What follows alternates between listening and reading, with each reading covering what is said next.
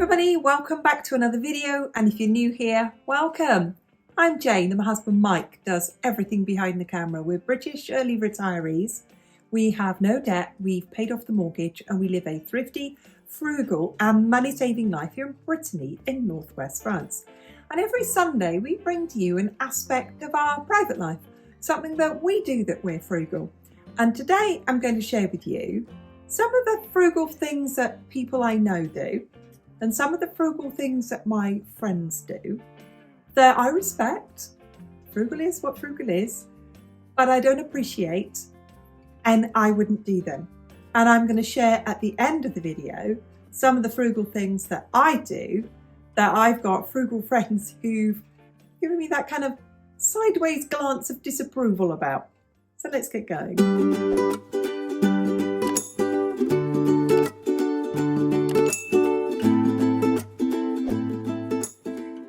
So I have some dear friends of mine, and they won't mind me saying this, that they love to go on quite expensive trips. They like to go all over the place. They've been as far as the Caribbean, they've been all around the Norwegian fjords, and they love to go on cruises. And fair play to them. I think it's a lovely thing to do. But this is the part of it that I always have a sort of sideways squint at them at, of like, I respect you, but I don't want to do this. And it's the point that to afford to do that, their frugality means they live with levels of discomfort and deprivation for all of the 50 weeks that they're not on that cruise ship. So they don't heat the house more than an hour a day. And it's freezing here in northwest France. It's damp and it's cold and it's freezing. It's unpleasant. They don't eat properly. So if they invite people round to the house, they don't give them anything. They don't give them anything to eat. They're not hospitable, and they just live in levels of discomfort. So that's one thing. I would not live with levels of discomfort to go on a 2-week cruise. I respect them for it, but I just wouldn't be frugal to that level to save up for that.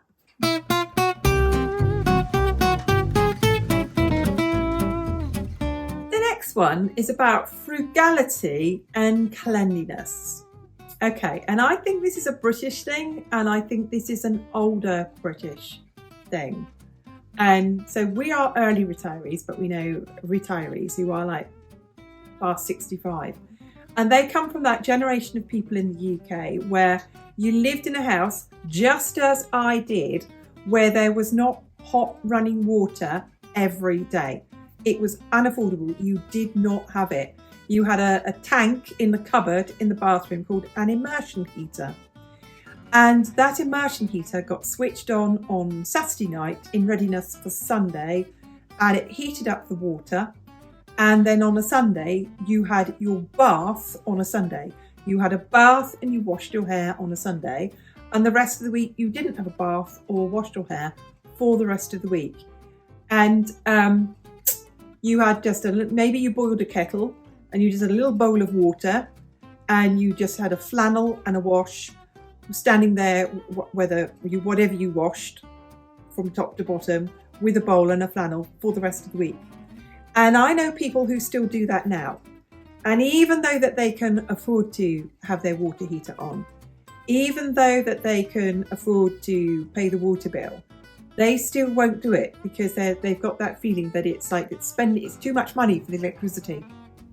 And they're marvellous. So I just think to myself, for the difference of what I pay, so my electricity bill is 106 a month, and it never reaches that. That's like the most I can pay. So at the end of the year, I usually get a little bit of money back, usually about 40 euros back each year. But they pride themselves in their electricity bill being like 40 or 50 a month because they don't switch on their water heater more than once a week. They just don't do that. And they pile up their dishes and wait until they've got a full bowl full to wash. And so again, I will not sacrifice comfort and cleanliness. So I will continue. I might have grown up without hot water every single day, as it was quite normal back then. But now, Mike and I both have a shower or a bath every single day. And that is not something I am prepared to compromise on. So I'll be frugal in lots of other ways, but I will not be frugal with hot water. I won't leave hot tap running, I won't waste hot water, but I will always make sure we've got hot water.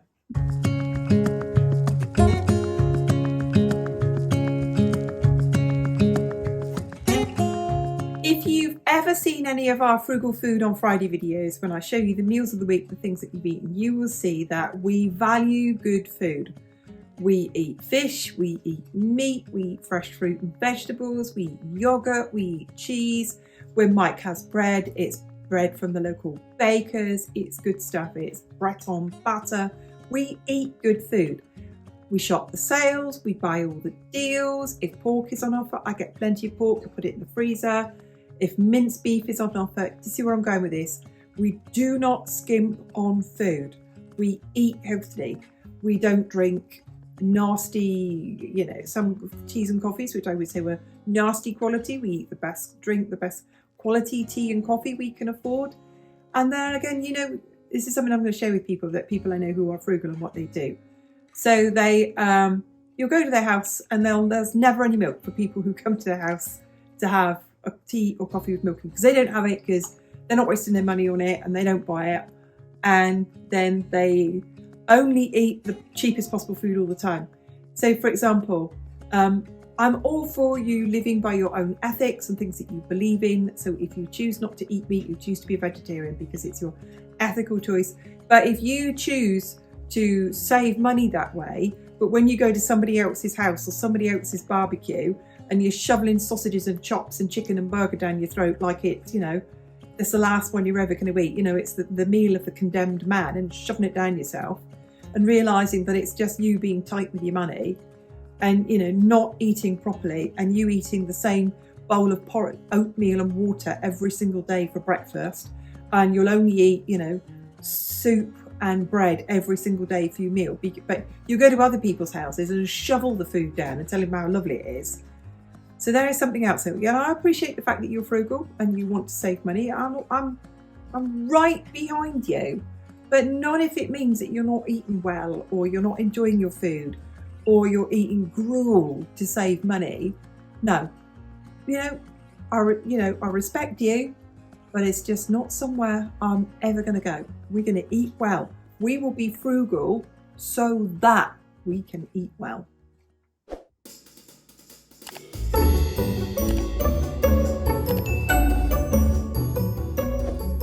The next one, you'll often have people who want to save money and they're really thrifty and they're really frugal, but they're very liberal with other people's resources. For example, often workplaces, especially in the UK where people cycle to work, there will be showers in the workplace. There will be places you can hang a towel up to dry in the workplace. It's quite common. But then there are the people who abuse that, or maybe not abusing it, or just take the biscuit somewhat, and they never ever have a shower at home. And they bring their hairdryer in, and they bring their hair straighteners in, and they never do that at home. They not only leave their wet towel hanging over the radiators in there, but they bring in laundry at home to leave on the radiators in the public bathrooms and stuff like that. Because they just think, well, it's free. It's free. It's not free. Somebody else is paying for it. They're not saving money because they're spending somebody else's money.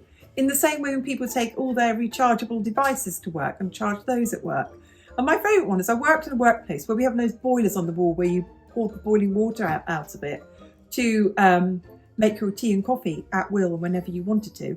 And this person that I work with would take a flask into work every single day to fill that up with boiling water when they went home, so they wouldn't even have to boil the kettle when they got home. So I'm all for frugality, and I completely support people on their frugal money saving journey, but not if they are spending somebody else's money.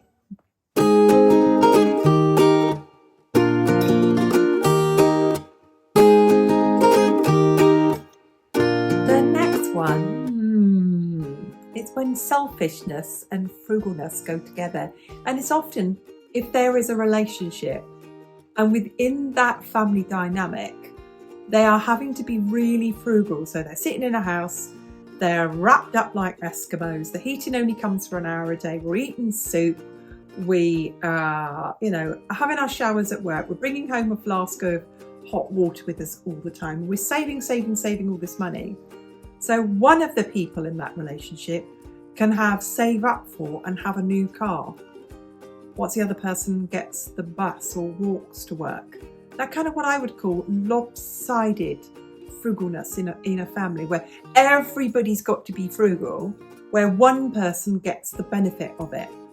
Known these people personally, and you can't convince them that what they're doing in any way is unfair. Nor would I go up to them and go, hang on a minute, mate, what do you think you're doing? It's not my place. So yeah, as ever, respect people for being frugal, saving their money, putting their money aside, saving up their money, but not if it's the case of everybody else in the family going without, so they can have something and pay cash for it.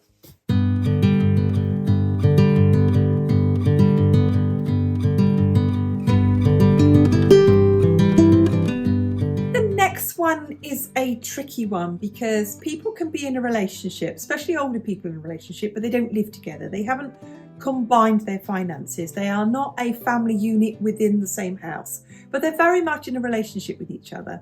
And it's often the case where I've seen where one of the two of them is quite thrifty and one of them is quite frugal and really, really careful with their money and so on and so forth. But they are quite happy for the other person to pay for the days out. They're quite happy for that other person to come and visit them. And when they come to visit them and stay with them, as is often the case, I've got friends, either he goes and stays with her for the weekend or she goes and stays with him for the weekend. And when he goes and stays with her for the weekend, he gets fed and looked after, and there's plenty of food, and even gets food to come home with him. And when she goes and stays with him, she has to go and take the food with her, because he'll say, well, there's no point because there's no food in my fridge. And at that point I mentioned this in a short the other day, that I didn't say anything. I did not say anything, but my face kind of went, what?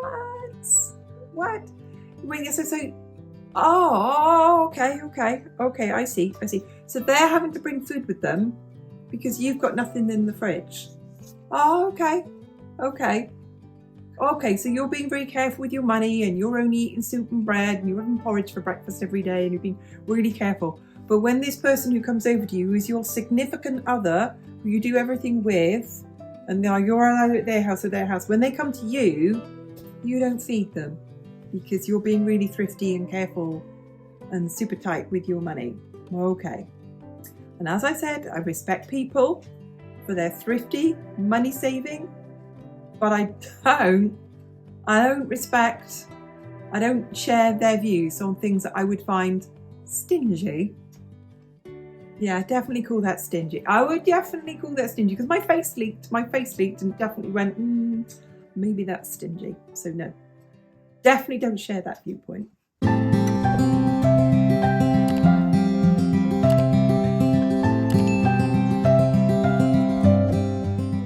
So I told you at the end of it, I would share things with you that I do to save money, that I've got friends who equally are thrifty, but they won't do to save money. So we don't eat out.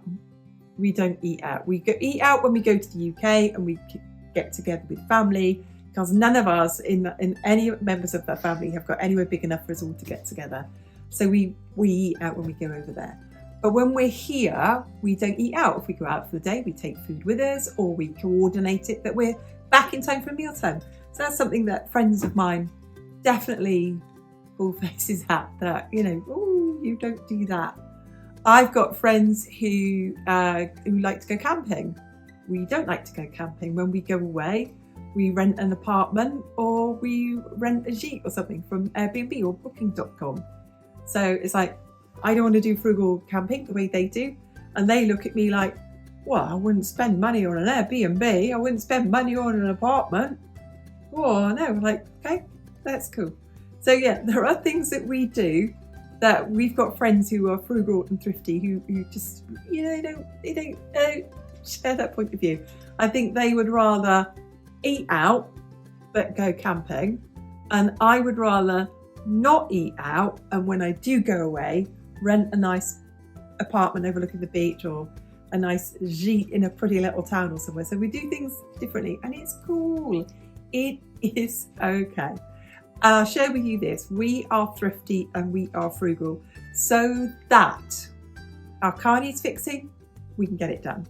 So the car needs a service or new tyres, we've saved the money for that. We're frugal because of that. We don't waste money. We cook at home. We dry the laundry in front of the fire or outside. We definitely have a shower every day, but we don't linger in there. We have quick showers. We get in there, get washed, and get out again. We heat our house with wood. We buy things second hand, and we're careful and we're budget, and we just don't spend money where it is not needed. But we definitely have thrifty and frugal friends. Some of them super, super, super frugal. We don't agree with everything that they do, but we respect them. We respect them. If they want to be frugal that way, that's okay. Let me know. Do you have any thrifty or frugal friends or people that you know who do things in a way that, yeah, you respect, like we do? You respect them. It's okay. You accept the fact that it is their choice to do so, but you wouldn't do that. You wouldn't do that. And are there thrifty and frugal things that you do that you've got friends who you just think like they wouldn't do what we do? Thanks for watching. Thanks for hitting the thumbs up button. We'll see you on the next one. Bye for now.